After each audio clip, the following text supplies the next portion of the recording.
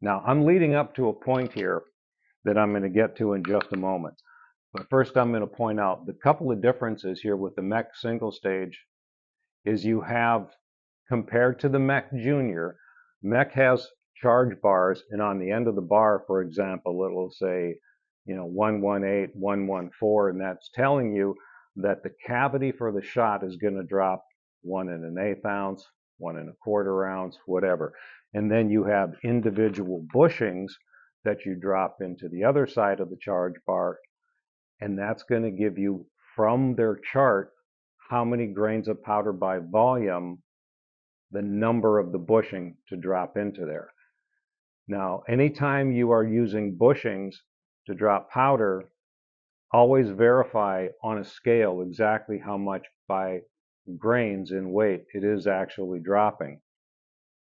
Sometimes mistakes can get made. So you think you got it, or if you're not sure, look at your chart. Okay, I need this number bushing. Take the bushing, put it into the pan of the scale, and just fill it with powder. Pull the bushing out, or if you want to tare it with the bushing in there, fill it up and see how many grains that you've got there. So if something is dramatically off, make that change. And then once you have this inside the charge bar and you've got your powder and your shot in the hoppers, do one, weigh it again, trust the chart, but always verify. Trust but verify. Now, the difference here with the Texan single stage press that looks like a Mech Junior is the other side of the shot bar, instead of having like on the end it says 118, 114, you have another cavity where you drop in individual shot bushings. And they have a chart, a number system, and these are going to be marked like 4x, 6, whatever. There's a number on there, but it doesn't correlate to, like, if you wanted to drop 1 ounce a shot, it doesn't have 1, or 1 1/8, it doesn't say 1 1/8. They've got a separate numbering system. So what I did with this is I, again, dropped it in the pan of the scale. You can tear it out, fill it up with shot, however you want to do it. And then once you got your components in your hopper, again, do the same thing. Drop a charge through the machine, drop that into the pan of a scale and weigh it and verify that you have what you think you have. If something's dramatically off, it's going to give you trouble. Now, speaking of trouble, the first part of this that knocks out the old primer, you put a primer in here, you pull the handle, it seats the new primer, and you come over here, you lower the handle, you throw the charge bar to the left, it's going to drop your powder charge, you put a wad in here, you drop it, you throw it back the other way, it fills it up with shot, preferably to the top of the cup. So when you do the starter crimp, it's going to take it about halfway down, and then when you do here, the final crimp, it brings it all the way in like this and seals it so you don't have a big old hole in the middle. You should pretty well seal that up to where all those folds come in. Now I have here some primed hulls. I've got some wad. Basically what I'm doing is I'm cleaning up. I go through and I find I've got all these miscellaneous things here and there that I've been accumulating. So I looked in my book, I've got these components, and I made sure that everything I've got here will play nice together, and it will. So I've got this all set up now. And if you know what this little gadget is here, it's an unloader. So the reason I'm doing this, and I have my unloader out because I know I'm going to be using it, this press I have had for a long time, and it was something that I got in that was used. And the customer who comes in here, Andrew's Electricians. He's a customer here, and Andy likes to work on stuff, and he cleaned this up for me and brought it back to me, and I've used it as a demo. Now, I demo it not from the standpoint of loading shot shells, but if somebody comes in here, they're brand new, and they don't understand, okay, what's the process of making shotgun shells, I can show them very easily on the single stage press. You knock out the old primer, you put it in a new one, drop your powder charge, put it in a wad, drop your shot, starter crimp, final crimp, done. Now I can walk through that process and somebody gets it very quickly what's involved in loading shotgun shells compared to handgun rifle or whatever. And that's what I've always done with this press, but I've never used it to load ammunition. till today. Now, these older ones, they have from Texan, they have this plate in the back here that retains the forward portion of the assembly for your powder hopper and your shot hopper. And that needs to be adjusted tight down with a bolt so none of this leaks. Because if this assembly here is not squeezed down together and you've got a bunch of space between plate, which would be the top of the plate, the charge bar that goes through it, and the cavity of the assembly that's got to be at least enough tolerance to allow it to slide back and forth. There needs to be an adjustment right there, otherwise the thing leaks. Thus, the paintbrush, which I'm not painting the press, by the way. I do this because if I end up with a few little specks of powder on my tabletop, I don't like that. I like to keep my work area clean. So I have that there. I've got a screwdriver because I know I'm going to be using it. So I did a preliminary thing. I double checked all of my components to make sure that everything is ready to go here. And then I started thinking about David, guy I used to work with up the stockade. Now, David, he got to a point in his later years where it was such that he wasn't going to be able to load shotgun shells and go out. We used to shoot trap together. We'd go up to triple Bs. And he liked to mess with me. And he walked me through the acquiring of a whole bunch of different shotguns that he thought that you got to have this. No, you got to have that. Well, you don't shoot that well. Waiting for me to figure out that this is about how a shotgun actually fits you. The BT-99 didn't work real well for me. I got a Browning pump gun trap edition because it's bottom eject. My wife is a southpaw, so she could shoot that thing too. But anyhow, we were shooting trap one day, and I just got myself a Franke I-9, taking it out for the first time, and I brought it up to the trap range. And David liked to mess with me. So, we ready to go here? You want to put $5 on this or something like that? Yeah, fine, whatever. You're up first. So I drop one in the chamber, close the action, and he leans over to my speaker and yells, "Pull." I threw that thing up as fast as I possibly could because this counts now, right? And I dusted that thing. It's like, game on, buddy. You mess with me, you're losing now. I broke 24 out of 25 that time. I didn't miss one. I lifted my head. You've got to keep your face on the stock. If you lift your head, you will miss the bird every single time. Keep your face on the stock. That took me a long time to figure out what I was doing wrong. I digress.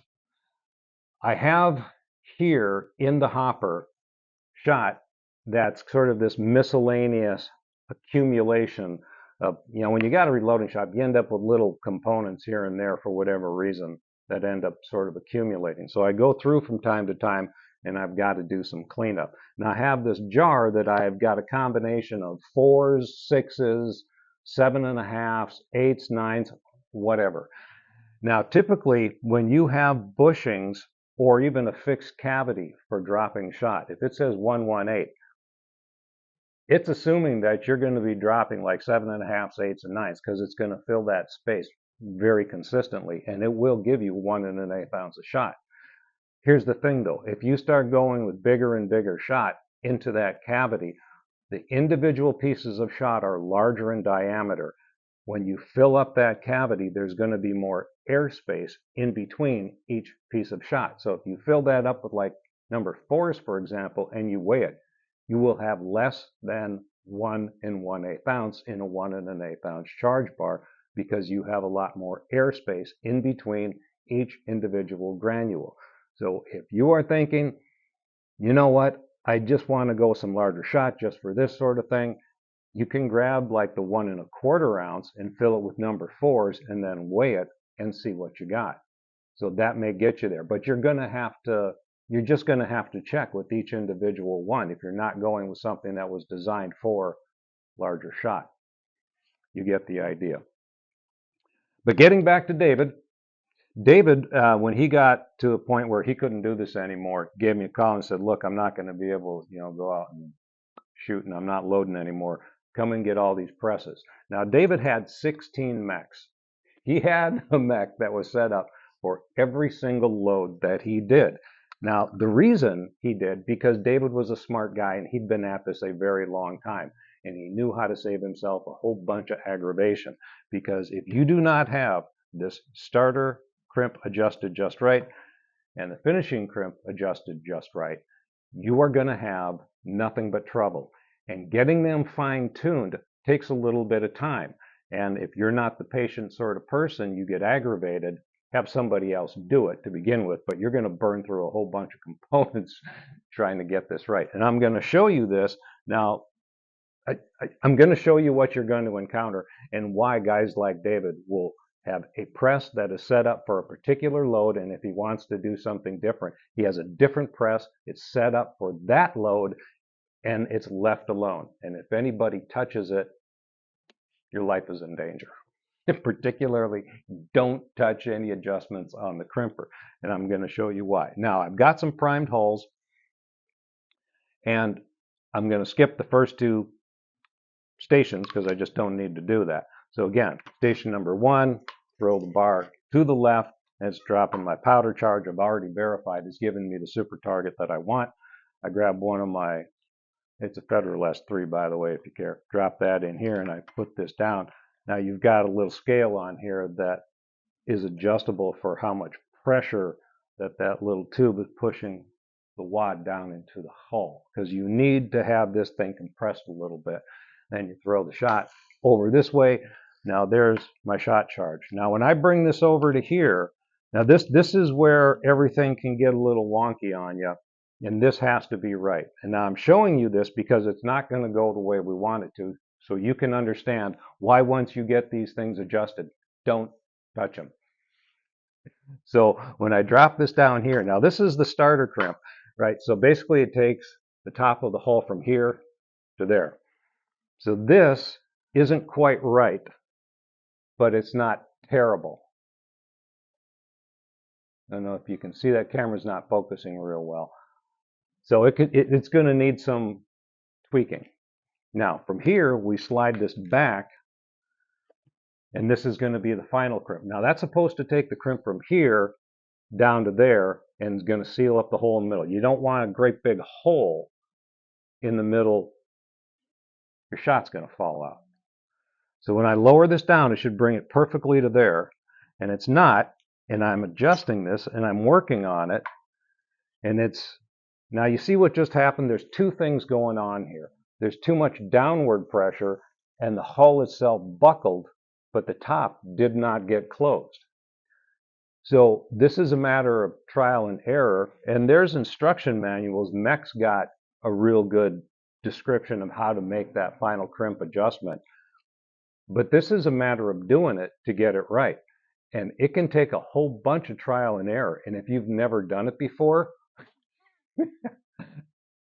don't get all amped up with an espresso before you do it. If anything, you need to be calm, cool, and relaxed. Just take your time, read what the instructions tell you as to how to make those adjustments, and then get it right. And then you put a little sign on your shot shell loader that says, anybody touches this, their life is in danger. So here, this is my deloader, my unloader for shotgun shells, because I knew I was going to be using it, right? Stick a hole in here, shot shell that's defective.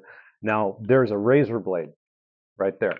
So what I do is I put a little downward pressure on here, and I'm going to turn this thing, and I'm tipping it up, by the way, because I don't want shot dropping all over the place. Lift this up, and it drops out like that, and it cut it pretty clean. Drop that in there, pull the hull out of the wad out of the hull, drop that back in there. Now I need to kill that primer. I don't want to probably just throw that in the trash, because that can still go bang. Or if you think you can be careful and take that out, maybe reuse it. You do run the risk of wrecking it if you pop them out like that. But the whole point of this was to get you to understand about crimping and how this all things work. And if you run across some guy who's got 16 mech loaders, that's a smart person who just doesn't want to fiddle with it anymore. Happy trails.